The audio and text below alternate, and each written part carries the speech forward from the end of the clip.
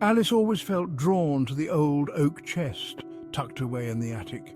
It was a behemoth of a thing, its dark wood scratched and dented with age. The chest held memories best left undisturbed.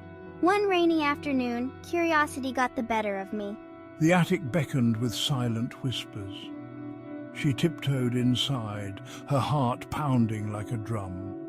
The air was thick with dust motes dancing in the pale light from a lone, grimy window. The toy chest sat in the corner, more imposing than Alice remembered. It called to her like a whispered secret. My small hands trembled as I lifted the heavy lid. The musty scent of old wood filled my nose. Inside, beneath yellowed lace and forgotten dreams, lay a peculiar object. It was a small air tank, no bigger than her hand. It was made of polished silver, cold and smooth against her palm. A single dial adorned its side, numbers etched beside it.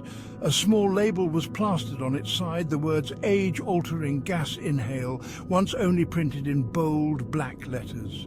Intrigued and a little scared, Alice reached out.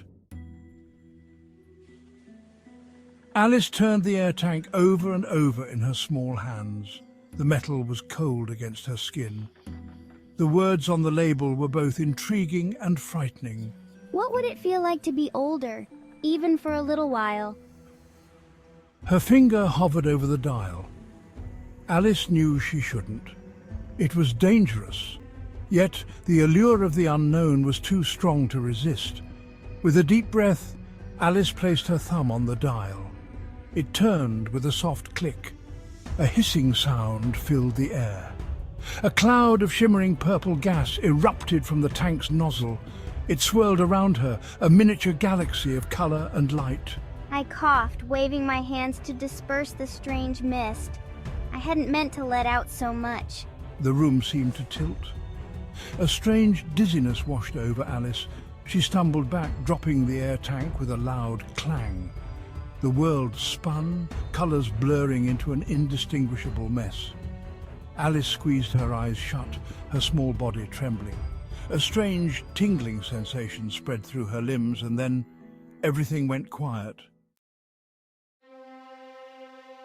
When Alice opened her eyes, she was met with the sight of her own bare legs. Gone were the chubby knees and scraped shins. In their place were long, smooth limbs that seemed to stretch on forever. Panic welled up inside her. She tried to scramble back, but her limbs felt heavy, unfamiliar. Her nightgown, once reaching her knees, now barely grazed her thighs. A gasp escaped my lips, a sound deeper than I was used to. She brought a hand to her mouth, her eyes widening in horror. Her reflection in the dusty attic window confirmed her worst fears. Gone was the little girl with pigtails and missing teeth. Staring back at her was a young woman with cascading golden hair and eyes that sparkled with an unknown emotion. I stood frozen in place, my mind racing, trying to make sense of the impossible. What had I done? Her reflection mimicked her every move. A stranger trapped in a body that was both familiar and utterly alien. The weight of the situation crashed down on her. The sound of her mother's frantic calls pulled Alice from her horrified reverie. She had to tell her, to explain what had happened. But how do you tell your mother you're her daughter when you look like you could be her older sister?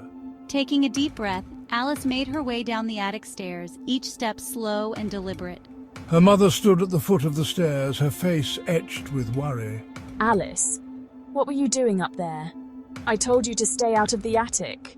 Her voice was sharp, laced with concern. But as her eyes fell on Alice, the words died in her throat. Her eyes widened, her hand flying to her mouth in a gesture of pure shock. Alice, is that you?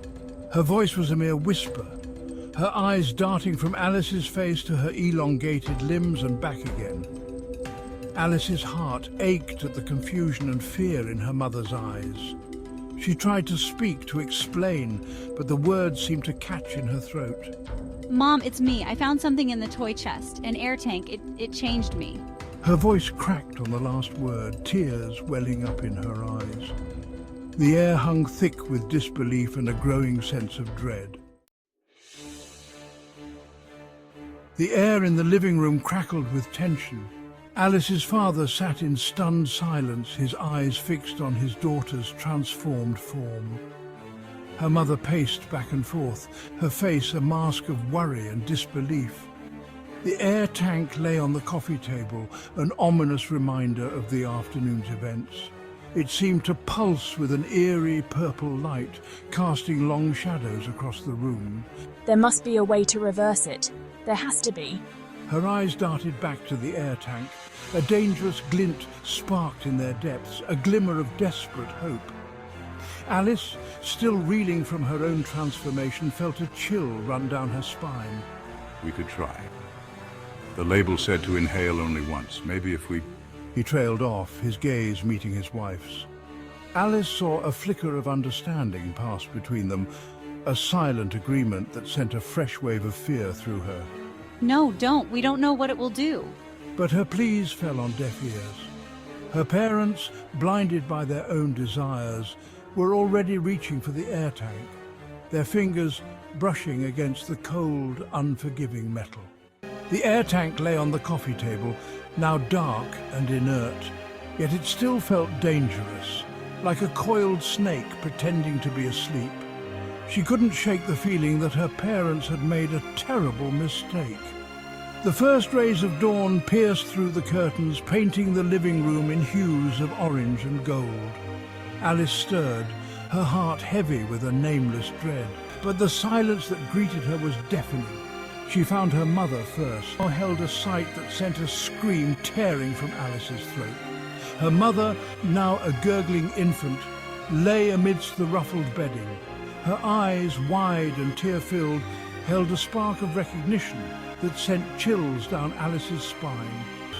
His face was ashen, his breaths shallow and raspy. Age had ravaged him, turning him into a frail caricature of the man he once was.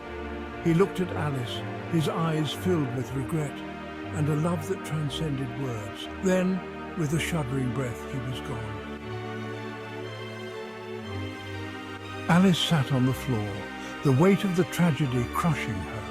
Her parents, her loving, flawed parents, were gone.